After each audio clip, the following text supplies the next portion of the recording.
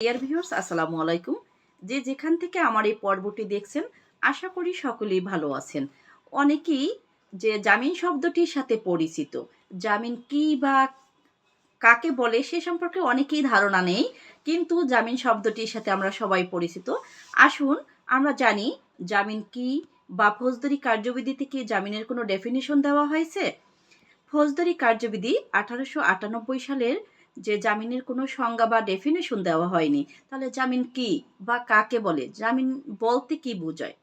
সাধারণত সংশ্লিষ্ট আদালতে সময়মতো হাজির করার শর্তে উপযুক্ত ব্যক্তিকে সাময়িকভাবে আইনগত হেফাজতে মুক্তি প্রদান করে জামিনদারের নিকট সোপর্দ বা সমর্পণ করাকে বলা হয় জামিন।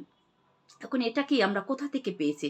বিভিন্ন আইনবিদ যেভাবে ডেফিনিশন দিয়ে গেছেন, ওই বিষয়ের ভাষ্য মতে কিন্তু এই ডেফিনিশনগুলো দেওয়া হয়েছে, কিন্তু ফৌজদারি কার্যবিধিতে কোনো উল্লেখ নেই।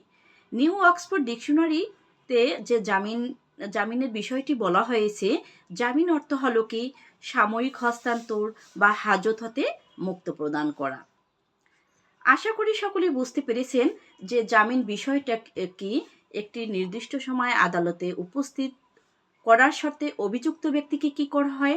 সাময়িকভাবে আইনগত হেফাজত হতে মুক্তি প্রদান করে জামিনদারের নিকট হস্তান্তর বা সমর্পণ করাকে জামিন বলা হয়। আল্লাহ হাফেজ। আসসালামু আলাইকুম।